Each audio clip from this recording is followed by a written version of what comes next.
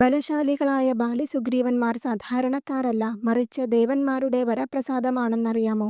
ഒരിക്കൽ സൂര്യദേവന്റെ സാരഥിയായ അരുണൻ ഇന്ദ്രലോകത്ത് അപ്സരസ്സുകൾ നടത്തുന്ന നൃത്തം കാണാൻ മോഹിച്ച് അതിനായി പുറപ്പെട്ടു. എന്നാൽ ആ നൃത്തസന്ദർഭത്തിൽ പുരുഷന്മാർക്ക് അതിനുള്ളിലേക്ക് പ്രവേശനം ഇല്ലാത്തതിനാൽ അരുണൻ ആരുണീദേവി എന്ന പേരിൽ സ്ത്രീരൂപമെടുത്ത് പ്രവേശിച്ചു. അവളുടെ സൗന്ദര്യത്തിൽ ആകൃഷ്ടനായ ഇന്ദ്രന് ആ രാത്രിയിൽ അരുണിയിൽ ഒരു പുത്രൻ ജനിച്ചു. നേരം പുലരുന്നതിനു മുൻപേ ഇന്ദ്രന്റെ നിർദ്ദേശപ്രകാരം ആരുണി പുത്രനെ ഗൗതമ ഋഷിയുടെ ഭാര്യ അഹല്യയെ പരിപാലിക്കാനേൽപ്പിച്ചു.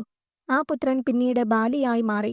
തിരികെ എത്തിയ അരുണനോട് എന്താണ് വൈകാൻ കാരണമെന്ന് സൂര്യദേവൻ ചോദിച്ചപ്പോൾ അരുണൻ എല്ലാ കാര്യങ്ങളും വിശദീകരിച്ചു. സൂര്യനും ആരുണീദേവിയുടെ ദിവ്യരൂപം കാണാൻ മോഹിച്ചു. അതിൽ ഇരുവർക്കും മറ്റൊരു പുത്രൻ ജനിക്കുകയും അവനെ പരിപാലിച്ചു വളർത്താൻ അഹല്യയെ ഏൽപ്പിക്കുകയും ചെയ്തു. ആ കുട്ടി വളർന്ന് ശക്തനായ സുഗ്രീവനായി. അങ്ങനെ ഇതിഹാസ നായകന്മാരായ ബാലിസുഗ്രീവന്മാർ ദേവന്മാരിൽ നിന്ന് ജനിച്ച് അഹല്യയാൽ വളർത്തപ്പെട്ട് കിഷ്കിന്ധയുടെ രാജാക്കന്മാരായി.